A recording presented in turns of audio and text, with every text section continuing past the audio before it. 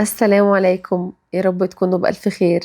تعالوا نعمل النهاردة سابليه، وهقول لكم أفكار تزيين جميلة وبطريقة سهلة وإمكانيات بسيطة. وقبل ما نبدأ ما تنسوش تعملوا لايك وشير للفيديو، وكملوا الفيديو للآخر علشان هقول لكم على شوية أسرار تخليكم تعملوا أنجح سابليه. يلا بينا نقول بسم الله ونبدأ. المكونات بقى 260 جرام من الزبدة، عليهم 60 جرام من السمنة. نوع الزبدة والسمنة لازم يكونوا نضاف جدا، يعني السمنة لو تقدري تستخدمي سمنة بلدي يبقى أفضل طبعا. سمنة بلدي صفرة أو بيضة مفيش مشكلة. سكر بودر 160 جرام منخول طبعا، وبيضة هنستخدم بيضة، وكيس فانيليا. والدقيق بقى اللي معايا ده نص كيلو دقيق منخول، لازم يكون منخول طبعا. أول حاجة بقى هنبدأ فيها هنضيف الزبدة والسمنة، دول لازم هنضيفهم عشان خاطر ننعمهم خالص ويبقوا هايشين مع السكر البودر زي ما انتوا شايفين كده.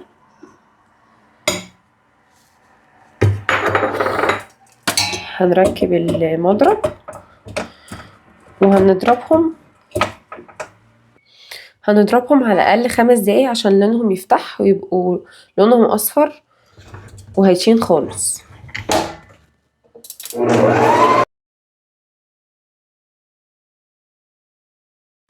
الخطوة دي مهمة جدا زي ما انتوا شايفين، بس لسه موصلناش للقوام اللي احنا عايزينه خالص.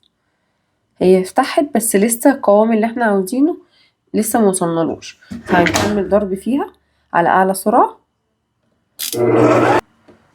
وهننزل الجوانب كده كل شوية عشان خاطر نتأكد ان كل الجوانب مفيش سمنة او زبدة ما انضربتش كويس بالشكل ده كده.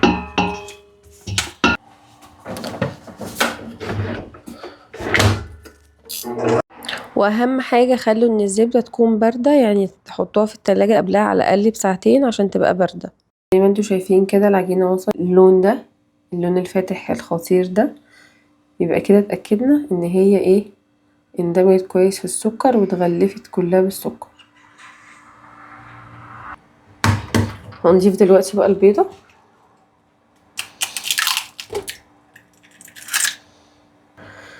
وكيس الفانيليا، وهنضرب يا دوب دقيقة بس البيض يختفي، مش اكتر من كده. وبعد كده بقى هنضيف الدقيق.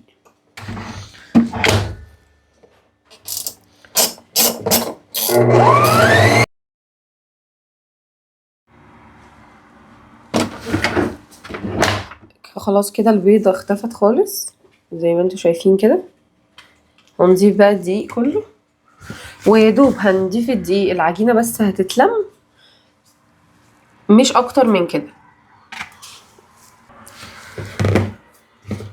هنضيف بقى الدقيق، طبعا زي ما قلنا الدقيق منخول.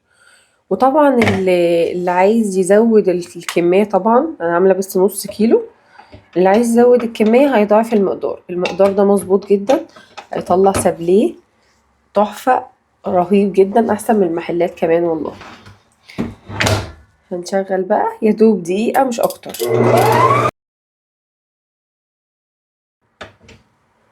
انا فكيت المضرب وركبت الايد دي عشان حسيت ان المضرب مش جايب كل الجوانب. كده خلاص العجينة اتلمت زي ما انتوا شايفين كده وبقت ناعمة. شايفين الجمال؟ هنلمها بقى في كيس ونحطها في استرتش وندخلها في التلاجة عشان لما نشتغل بيها تكون باردة. لميتها كده زي ما انتوا شايفين، وهلفها في استرتش وادخلها التلاجة لحد ما ترتاح خالص وتبقى ماسكة نفسها اكتر عشان نقدر نشكلها ونقطعها كويس.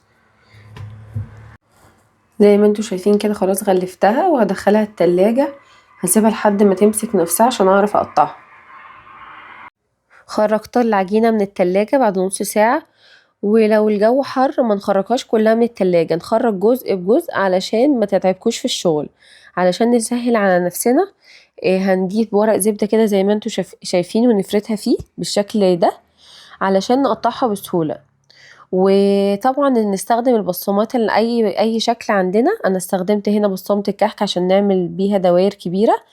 اي قطعات زي ما قلت لكم تنفع. يعني انا عندي شوية جزء الاستابليه، فانا كنت عايزة اعمل حجم كبير فقطعت الشكل ده. وطبعا بنعمل شكلين مع بعض، فبقطع واحد كبير ونعمل شكل صغير عشان الاتنين نضغطهم على بعض، ونحط ما بينهم شوكولاتة او مربى او اي حاجة احنا عايزينها. زي ما انتوا شايفين كده هي بتتشكل معايا بسهولة. وانتوا شغالين في السابليه لو العجينة ضايقتكم هناخدها كده بنفس الشكل على ورقة الزبدة وهندخلها الفريزر علشان نقدر نخرج الاشكال اللي احنا عاملينها بكل سهولة. بعد ما بيتجمد شوية كده من الفريزر بنقوم مخرجينها وشايلين كل العجين اللي حوالين الدوائر وبتتشال بسهولة. بس انا كانت العجينة متماسكة فكنت عارفة ان انا اخرج منها الزوايد اللي حواليها. وهنا بعمل شكل تاني للدوائر الصغيرة. البصمات دي بتتباع في اي مكان باشكال مختلفة. ده بصراحة ده اللي كان عندي المدور الصغير وبرضه هوريكم دلوقتي شكل برضه مختلف. المهم يعني استابليه ده بيحب روقان كده وبيحب ان احنا ندلعه بصراحة يعني. ده الشكل اللي بقولكوا عليه. ممكن نعمل يعني انا عملت من الشكلين دول لزقتهم في بعض بشوكولاتة، او ممكن نعمله لوحده كده برضو بيبقى حلو. وطبعا سمك العجينة زي ما انتوا شايفين كده بيكون حوالي سنتي ونص، ما نرفعوش عن كده علشان خاطر ما يتحرقش مننا في الفرن. التسوية بقى بندخله فرن مسخنينه من قبلها على حرارة 180 لمدة 20 دقيقة، وبنشغل عليه الشواية من فوق بسيط. لو الفرن بتاعكم قوي جدا ممكن يعني ما نولعش الشواية غير في الآخر خالص. الفرن متوسط هنولع الفرن من تحت والشواية عشان ياخدوا اللون مع بعض، بس نكون مهديين الشواية. وزي ما انتوا شايفين كده خرج ما شاء الله سابليه استوى ممتاز ما شاء الله، ولونه جميل بصراحة. مش بياخد اي وقت، من انجح واسهل الحلويات العيد اللي ممكن نعملها. حاجة كده سهلة وسريعة وتفرح الولاد في البيت. والسابليه بقى لما بيخرج من الفرن بنسيبه يبرد خالص في الصينية علشان بعد كده بنجمعه على بعضه عشان نبدأ نشكل بكل سهولة. زي ما انتوا شايفين كده جمعته على بعضه. ودي شوكولاتة سيحتها في الميكرويف 30 ثانية. وهنا بيستاشيو، ده كان سائل اصلا فما سيحتوش لان هو اصلا سمكه كويس جدا. يعني التشكيل بقى ده على حسب مزاجك. ده بقى جبت هنا الشوكولاتة حطيت فيها قطعة السابليه كده، هعملها نص كده زي ما انتوا شايفين، وهرش عليها شوية سبرينكل يعني بيديها كده شكل حلو. وبرضه هعمل واحدة نفس الشكل كده تاني. الاشكال طبعا دي بتبقى على حسب راحتكم، بس احنا بنساعد بعض في التزيين. وهنا بقى برضو عملت واحدة بالبيستاشيو برضو نص كده، بتبقى شكلها حلو قوي، بحب الشكل ده جدا. وضفت عليها هنا برضو كام واحدة من الفستق كده تديها شكل حلو كده. يعني ما شاء الله شكلها جميل كده.